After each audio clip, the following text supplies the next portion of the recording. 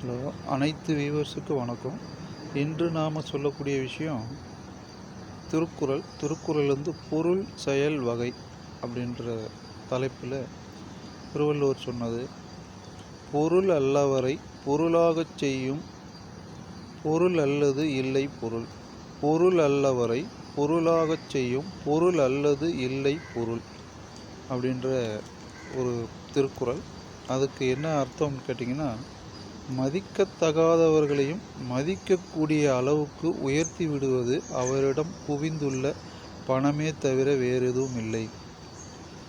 அப்போது பணம் இல்லைன்னா ஒரு மனிதனுக்கு மதிப்பு இல்லை, மரியாதை இல்லை, எதுவுமே இல்லை. அதனால் பிணத்துக்கு ஈக்குவல். பிணம் தான் அப்படின்னு சொல்கிறான். பணம் இல்லைன்னா பிணம் அப்படின்ற ஆயிடுச்சு. அந்த பிணத்தை எடுத்து போடுறதுக்கு கூட பணம் வேணும். அதுக்கு கூட இவங்ககிட்ட காசு இல்லையா, யார் போகிறது அவங்ககிட்ட அப்படின்னு நினைக்கிற உலகம். அது மாதிரி இருக்கிறதுனால பணம் வச்சுருக்கணும்.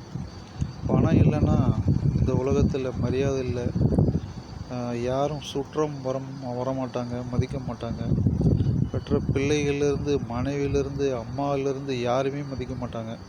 அதனால் இந்த பணத்தை சம்பாரித்து சேமித்து வச்சுக்கணும். வயசான காலத்தில் நம்ம பணம் தான் காப்பாற்றும்.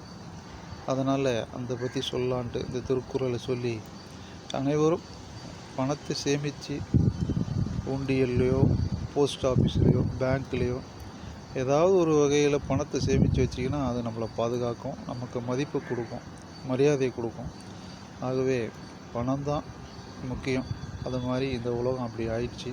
அதனால் அனைவரும் மதிப்புடையவர்களாகவும் பணம் உடையவர்களாகவும் பணம் படைத்தவர்களாகவும் வாழ இறைவனை வேண்டுகிறேன். நன்றி, வணக்கம்.